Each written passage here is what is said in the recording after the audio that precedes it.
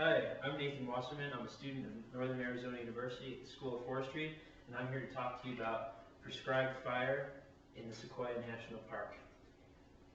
General Sherman is the largest organism on Earth. It has a volume of 52,508 cubic feet. By comparison, a human being is 2.8 cubic feet. It also stands 274.9 feet high. The range of the giant sequoias extends in California only between 6,000 and 8,000 feet. Fire and the sequoias are very closely related. They've been evolving together for the past, ever since the glaciers receded 16,000 years ago. I would like to outline my presentation briefly by putting the different phases into three different categories. We have pre-suppression, where natural fire is occurring, very open stands. We have suppression, closed stands, no fire, and prescription, where we have firefighters lighting prescribed fire.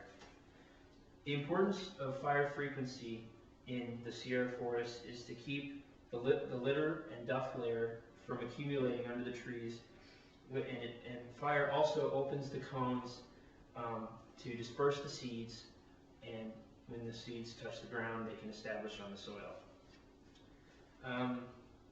Jan W. van Wagtendock estimated that between 1985 and 2000, lightning struck the Sierra Nevada mountains 210,000 times, creating a high-frequency, low-severity fire regime. High frequency meaning it occurs between every 7 to 10 years in the forest and every 14 to 22 years in the giant groves. They have the fires in the park at this time had very low flame lengths, and very minimal damage occurred to the trees that were 80 years and up. The fire also kills the smaller trees and prevents the stands from getting too dense. Okay, now we're into suppression. Enter man. Early on, when people first came to the mountains, they were able to live with fire very well. They accepted it was a natural force of nature. In 1910, however, the conditions were very dry in Montana and Idaho, and what's now known as the big blow-up occurred.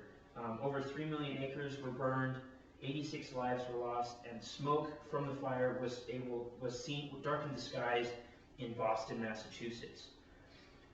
This ended the debate of fire policy decisions in Washington, D.C., and enacted the policy called the 10 a.m. policy, where firefighters were instructed to have all fires put out by 10 a.m. following the morning of them being spotted. The adverse effects of this are the duff layer and leaf litter are not burned off. The white fir becomes more obtrusive with what's called dog hair thickets, so a bunch of small trees growing in close proximity.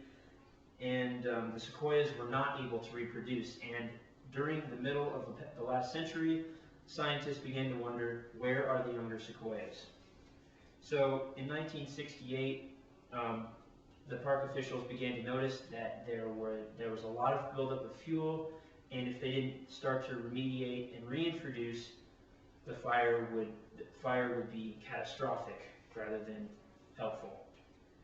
So moving forward to 2006, 38 years later, and Dylan W. Schwilk and others in 2006 said in his study that early and late season burns yielded little difference to large trees, and small trees were most effective, which was the objective, to reduce the smaller trees and fuel buildup in the forest.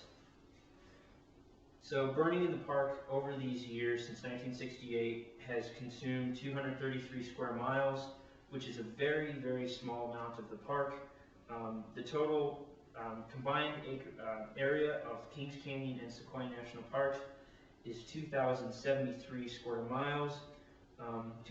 That's only 11% of the total park. So there's a bit of work to do, even though a lot of that is above tree line. wrapping it all up, fire is crucial to the ecosystem of the Sierra Nevada. The sequoias they need it to reproduce, they need it to establish new saplings and to burn off the duff and to keep the white furs, the white firs in check. Good news, the sequoias are coming back due to the reintroduction of fire. There are now examples within the national monument itself of sequoias as tall or taller than human beings, and as long as the burning continues in the park, the sequoias will continue to propagate. Thank you.